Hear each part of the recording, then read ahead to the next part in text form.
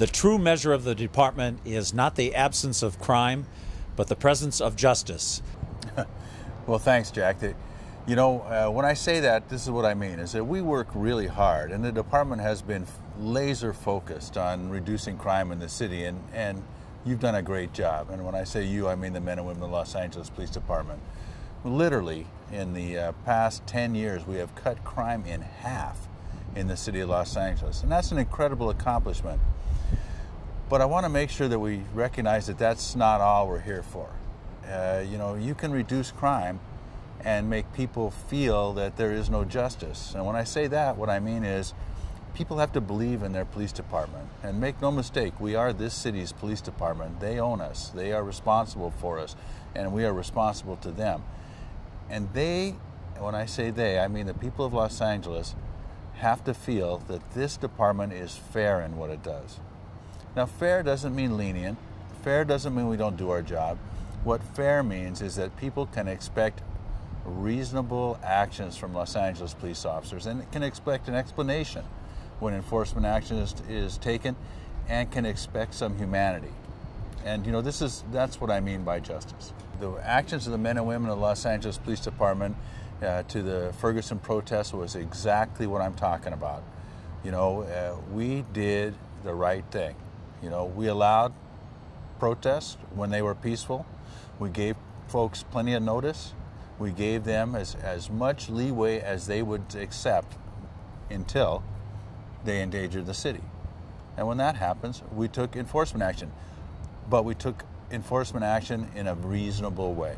And we tried to do it in a way that allowed people their dignity and allowed us to do our job. And you know, I think that anybody that's been a cop for any amount of time knows what I'm talking about when I say that, you know, there's a right way and a wrong way to take people to jail. Now, the result may be the same, but the right way is to give them, you know, allow them to retain some personal dignity during the interaction.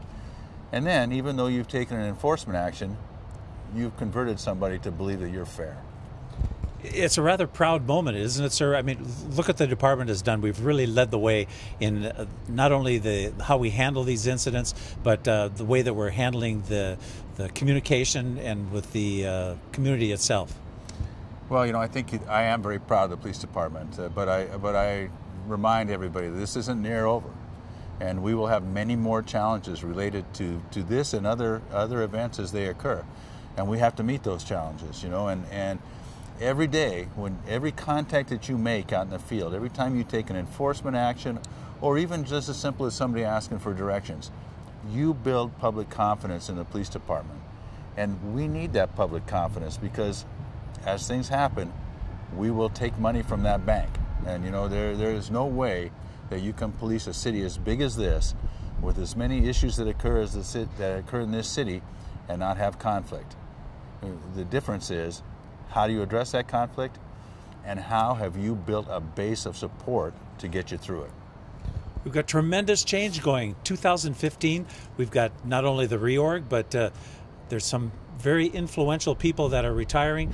One in particular, Deputy Chief of Staff, Deputy Chief Rick Jacobs. Well, you know, and I'm almost hesitant to give a list. There are so many folks that are retiring. Sandy Jo MacArthur, Rick Jacobs, as you mentioned, Terry Harris, soon to go. You know, there are so many changes that are going on, but that is a natural thing. You know, the goal is not to be a Los Angeles police officer till the day you die, which unfortunately it looks like I may be doing that. But the point is that we all want to get to that day when we retire, me included. And so it's important that we celebrate their retirement and that we prepare people to move us forward. And I hope everybody understands that the changes I make are to prepare this organization for the future. You know, we have a long and bright future ahead of us, but that will only occur if we prepare ourselves. So as I move folks around, and you know, I know that nobody likes change, especially my cops. As we make those changes, though, it's with an eye to the future. Let's talk about the other side, the civilians. You know, we have the civilian wellness program through the Parker Foundation. What can you tell us about that?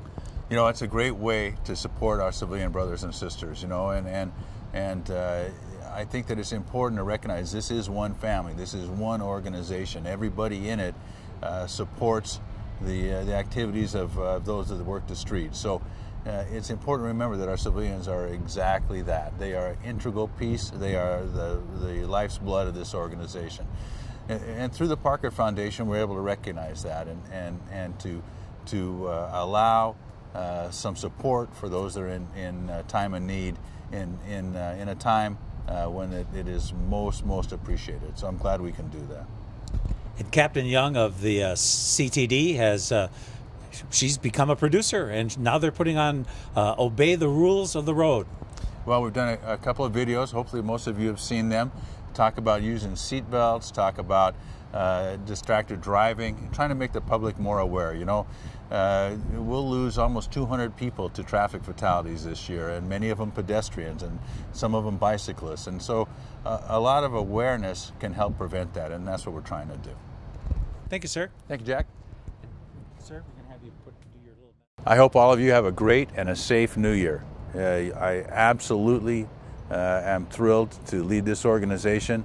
I am so proud of what each and every one of you have done and what you will do. Have a great new year.